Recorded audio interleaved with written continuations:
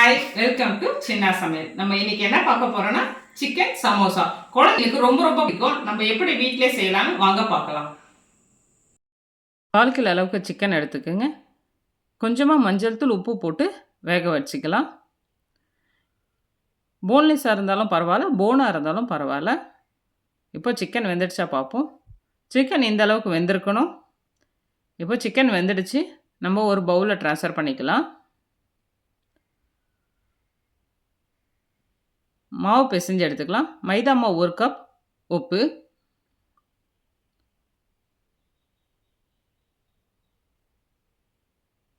உப்பு தேவையான அளவு போட்டுக்கோங்க. கொஞ்சமாக தண்ணி விட்டு பிசைஞ்சிக்கலாம்.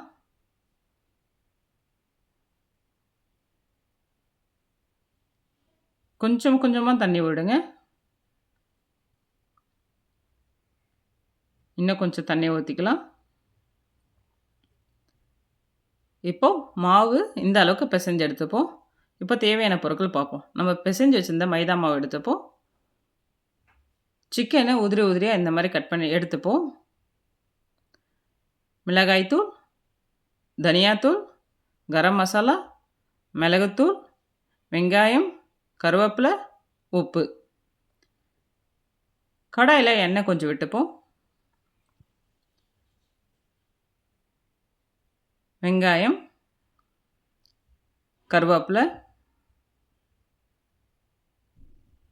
முடிஞ்ச அளவுக்கு இஞ்சி பூண்டு பேஸ்ட்டை ஃப்ரெஷ்ஷாக அரைச்சி யூஸ் பண்ண பாருங்கள். இஞ்சி பூண்டு பேஸ்ட் 1/4 ஸ்பூன் அளவுக்கு போட்டுக்கோங்க.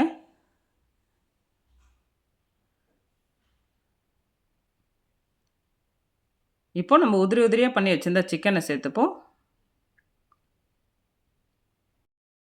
சிக்கனை நல்லா எண்ணெயில் வதக்கிப்போம். தண்ணி விடக்கூடாது. மிளகாய்த்தூள் 1 ஸ்பூன், தனியாத்தூள் 1 ஸ்பூன், கரம் மசாலா 1/2 ஸ்பூன், மிளகுத்தூள் 1/4 ஸ்பூன் அளவு, உப்பு தேவையான அளவு.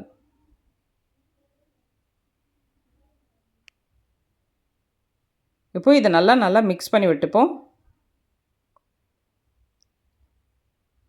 தண்ணியே விடாமல் நல்லா ட்ரையாக பண்ணிக்கணும். இந்த அளவுக்கு ட்ரையாக பண்ணிக்கங்க. இப்போ மாவை நம்ம திரட்டிப்போம். நம்ம திக்காக பண்ணக்கூடாது, நல்லா மெலிசாக பண்ணணும்.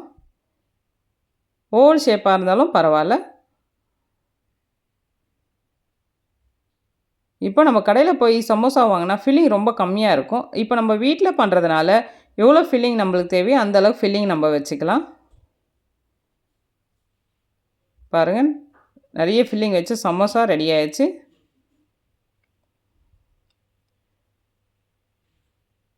இப்போ இன்னொரு சமோசாவை ரெடி பண்ணுவோம்.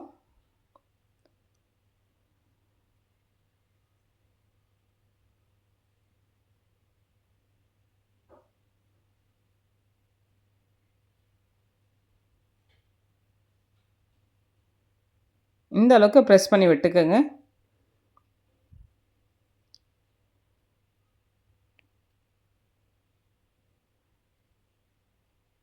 எண்ணெய் காஞ்சதும் சமோசாவை போட்டு எடுக்கலாம். எண்ணெய் காஞ்சிச்சு. இப்போ சமோசாவை போடலாம். மீடியம் ஃப்ளேமில் வைங்க, ரொம்ப ஹை ஸ்பீடில் வைக்காதீங்க. இப்போ இந்த சமோசாவை திருப்பி விட்டுக்கலாம்.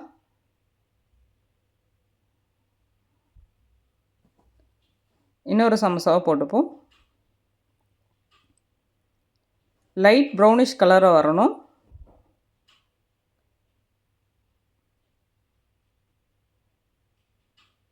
நல்லா திருப்பி விடுங்க.